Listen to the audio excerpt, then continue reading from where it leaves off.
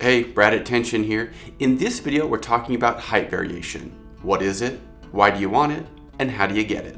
Height variation refers to the height of the mounting points of a sail. When the corner mounting points are at different heights, we say there is height variation. If all the mounting points are at the same level, there'll be no height variation and the sail will be flat and level. Let's explore this with this cardboard triangle. Here it is with no height variation. It's flat and level because all the corners are at the same height. If two corners were at the same height and one is lower, it would look like this. If it had two low corners, it would look like this.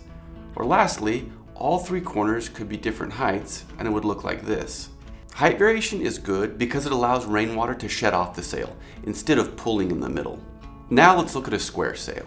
Here's what it looks like with no height variation. It's flat and level.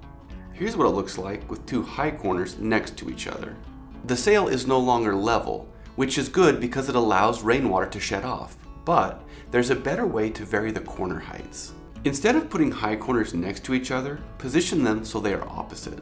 If two opposing corners are high and two opposing corners are low, it would look like this. Notice the unique shape that's created. This shape is ideal. It allows water to shed off, and the sum of the opposing forces creates tension in the sail. This suspends the center and prevents sagging. It also prevents the sail from catching wind or flapping in it.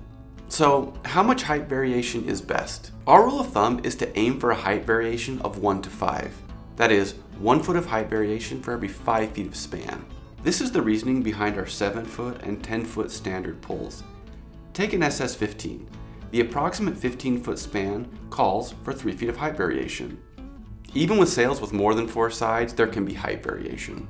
Here is a 5-sided sail with 2 high points and 3 low points. Here is a 6-sided sail with 2 high points and 4 low points. Well, that does it for this video. Let us know if you have any questions, and we'll see you next time.